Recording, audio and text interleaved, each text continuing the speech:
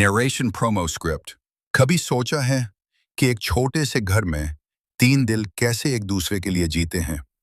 दो बहनें और एक भाई जिनके पास कुछ भी नहीं था सिवाय एक दूसरे के। एक बहन जिसने अपने ख्वाब बेच दिए सिर्फ अपनी बहन की जिंदगी बचाने के लिए। एक भाई जो बचपन में ही बड़ा हो गया सिर्फ इसलिए कि उसकी बहनें मुस्कुरा सकें। और एक छोटी सी बहन जिसकी एक बीमारी ने उन तीनों की दुनिया बदल दी। ये कहानी है कुर्बानी की, ये कहानी है मोहब्बत की, ये कहानी है उन रिश्तों की जो खून से नहीं दिल से जुड़े होते हैं। क्या एक भाई अपनी बहनों के लिए सब कुछ कुर्बान कर सकता है? क्या एक बहन अपने ख्वाबों को हमेशा के लिए छोड़ सकती है? जानने के लिए देखें ये दिल को छू लेने वाली कहानी, तीन दिल एक कहानी, सिर्फ ग्लोबल स्टोरी टाइम पर। कमिंग सून।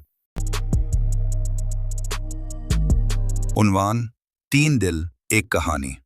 रात के अंधेरे में एक छोटा सा घर खामोश खड़ा था। उस घर में तीन जिंदगियां बसती थी, दो बहनें और एक भाई। बड़ी बहन आयशा, जिम्मेदार, खामोश और हर दर्द अपने अंदर छुपा लेने वाली। छोटी बहन मरियम, मासूम, हंसमख मगर बहुत हसास।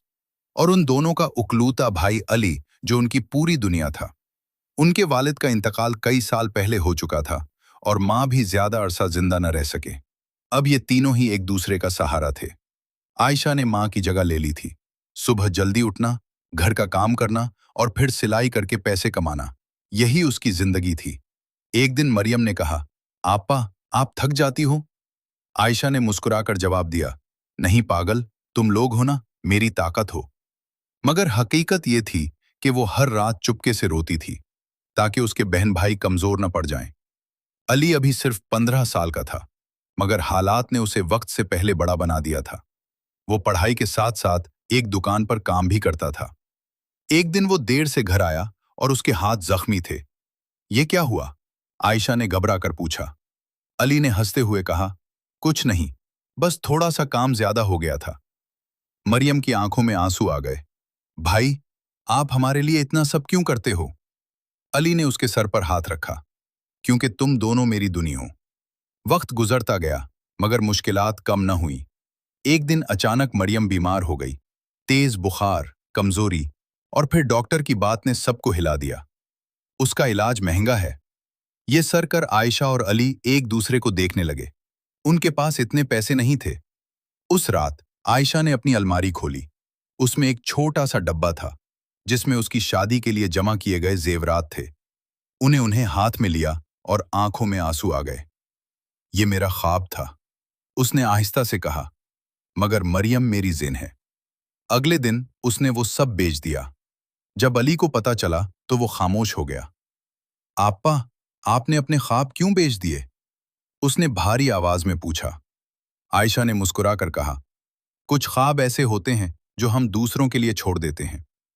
मरियम का इलाज शुरू हो गया और आहिस्ता आहिस्ता वो ठीक होने लगी। एक दिन वो आयशा के पास आई और उसे गले लगा लिया।